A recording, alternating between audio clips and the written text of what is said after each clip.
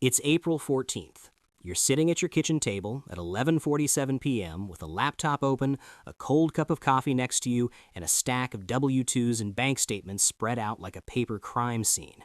You've been doing this for 3 hours. You tried TurboTax, you tried the free IRS tool, you even called your cousin who does accounting. And after all of that, the number on the screen hasn't changed. You owe $3,800. You don't have $3,800 sitting around. You worked hard this year. You made decent money. You did nothing wrong. And somehow the IRS is asking you to write a check that's going to wipe out your emergency fund. You sit back and ask yourself the question that millions of Americans ask every single April. Why does this keep happening to me? Here's the uncomfortable answer. It's not because you made mistakes this year. It's because no one ever showed you how the tax code actually works, and the IRS is counting on that. According to the IRS data book and tax analysis conducted by the Tax Policy Center, the average American household pays an effective federal income tax rate of around 13.3%. That sounds reasonable, but that headline number is doing a lot of quiet deception. The average includes billionaires who deploy armies of tax attorneys to push their effective rates into the low single digits, and it includes people so poor they owe nothing. When you strip out the top and bottom extremes and look at working households earning between $50,000 and $150,000, the range where most of this audience lives, the effective rate climbs to between 17% and 24%. That's not a marginal rate. That's what people actually send to the government. For a household earning $85,000 a year, the difference between a 13% effective rate and a 22% effective rate is $7,650 annually. That's not a rounding error. That's a car payment. That's a semester of community college. That's 7 months of groceries. The average obscures the reality that ordinary working adults are almost certainly overpaying and doing it legally out of sheer unawareness. Here's what makes this worse. Let's translate those numbers into something you can feel. On a $75,000 salary, the difference between someone who understands the tax code and someone who simply files and pays is often $4,000 to $8,000 per year. That's $333 to $667 every single month gone. Not because of cheating, not because of bad luck, because of invisible choices made between January 1st and December 31st that most people don't know they're allowed to make. Over a 30-year career, that gap compounded at a conservative 7% investment return doesn't produce a $120,000 difference. It produces a $378,000 difference. That's the retirement gap between someone who understood the rules and someone who didn't. And here's the cruel irony. The people who most benefit from tax optimization are typically not the ultra-wealthy. The IRS code is full of tools designed specifically for middle-income households. The wealthy hire people to find those tools. Everyone else files and hopes for the best. Let me break down exactly why most people overpay year after year. Not because they're careless, but because the system is built in a way that makes the expensive choice the path of least resistance. Failure point 1, treating the standard deduction as a default rather than a choice. Every year, roughly 87% of taxpayers take the standard deduction, $14,600 for a single filer in 2024, $29,200 for married couples filing jointly. Most people take it because it's easy, and often it's the right move. But millions of people take it without ever running the math on itemizing. If you pay significant mortgage interest, have high state and local taxes, called SALT, donate to charity, or carry substantial medical expenses, itemizing can exceed the standard deduction by $3,000 to $12,000. A $5,000 additional deduction for someone in the 22% bracket is $1,100 back in their pocket. Year after year, the person who never checks the math is silently surrendering 4 figures they're legally entitled to keep. Failure point 2, not using tax-advantaged accounts to their legal maximum. A 401k contribution reduces your taxable income dollar for dollar. In 2024, you can contribute up to $23,000 per year, $30,500 if you're 50 or older. An HSA, health savings account, if you have a qualifying high-deductible health plan,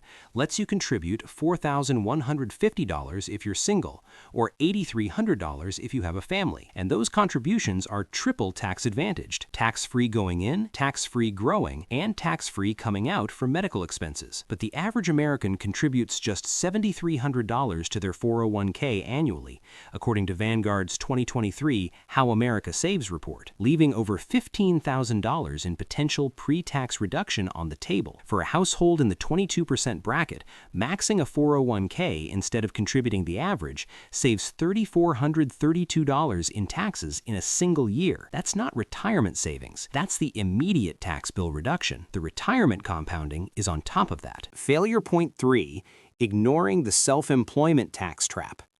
If you earn any income outside a traditional W-2 job, freelance work, Uber driving, selling on Etsy, tutoring, consulting, the IRS treats you as self-employed, even if it's a side income. Self-employment tax is 15.3% on top of your regular income tax, and most people don't find this out until they're staring at a surprise bill in April. A person earning $20,000 in freelance income who doesn't set aside quarterly estimated taxes can easily owe $4,000 to $5,000 they weren't expecting. The fix is simple. Set aside 25 to 30% of every freelance payment into a separate account immediately, but nobody tells you that until after your first ugly April surprise. Failure point 4.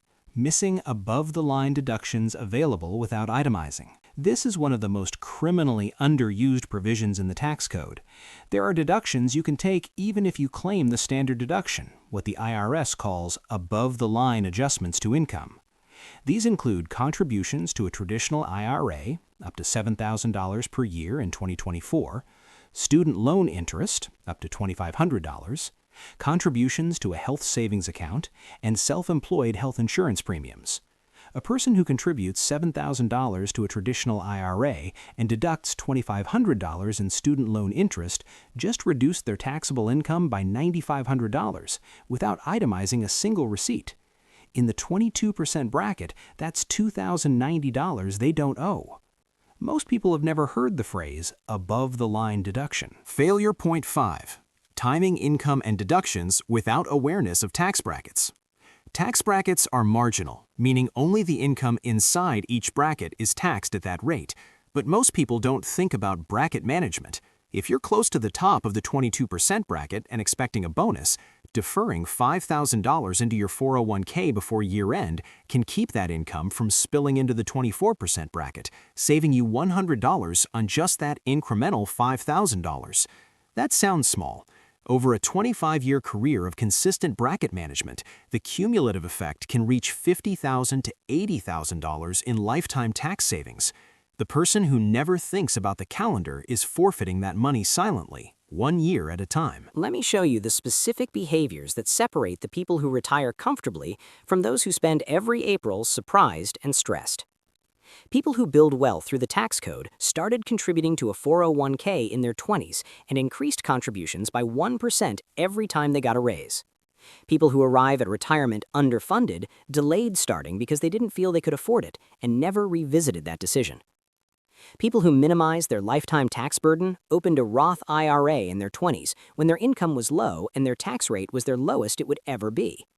People who missed this window converted decades of investment gains into fully taxable ordinary income at retirement, paying tax on money they could have sheltered for free.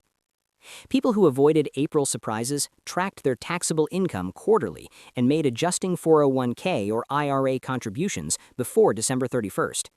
People who got hit with surprise bills treated taxes as something that happens to them in April, not something they manage year-round. People who maximized their HSA treated it as a stealth retirement account, investing the balance rather than spending it on every minor medical expense, allowing it to compound tax-free for decades.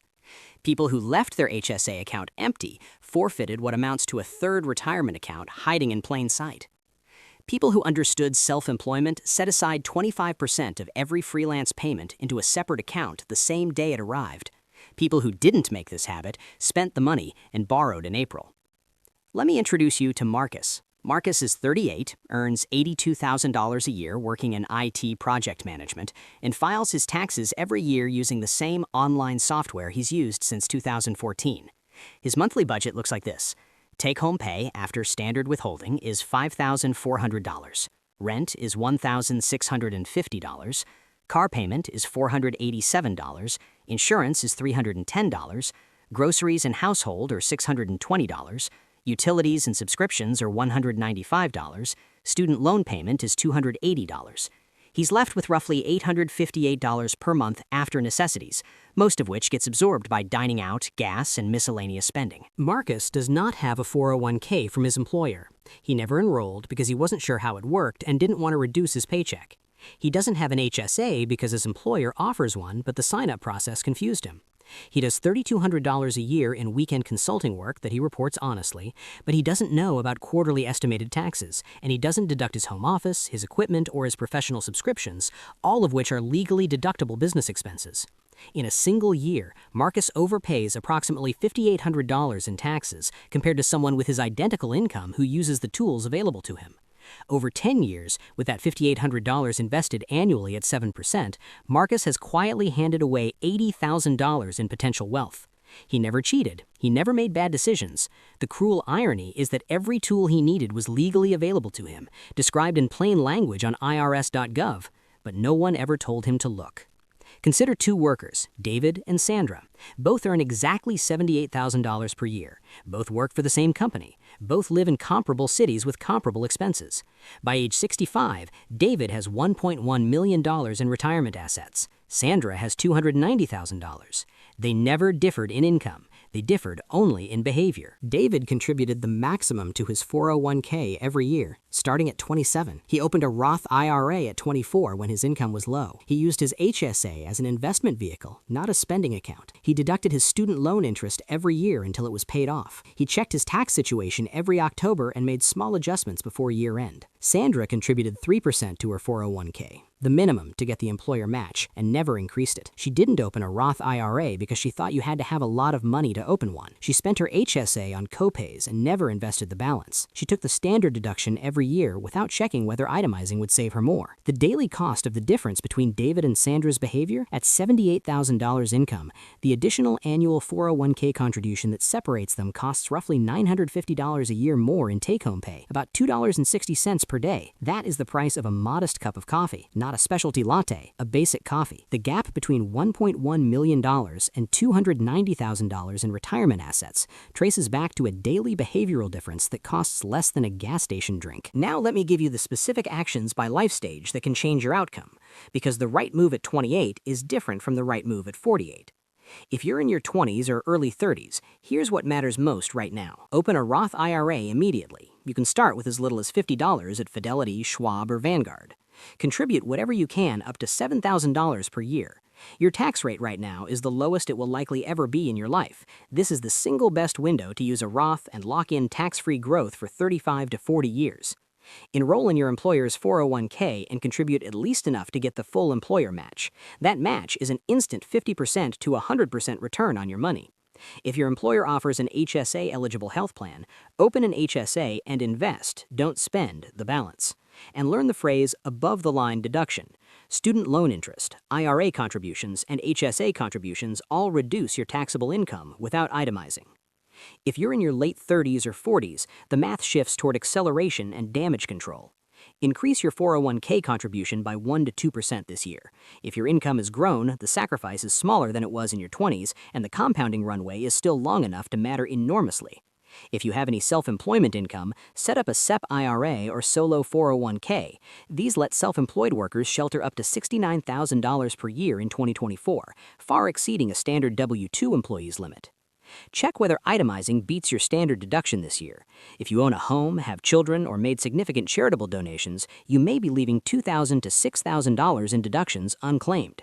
Make a habit of reviewing your tax withholding every October and adjusting if needed to avoid a surprise balance due. If you're 50 or older, the IRS gives you catch-up contributions, and the window is closing, not opening. Contribute up to $30,500 to your 401k using the $7,500 catch-up provision available after age 50. Contribute up to $8,000 to your IRA using the additional $1,000 catch-up. If you expect lower income in any year, a career transition, a sabbatical, early retirement, that is your best window to convert traditional traditional IRA funds to a Roth at a lower tax rate, a strategy called a Roth conversion. Begin mapping your Social Security claiming strategy now.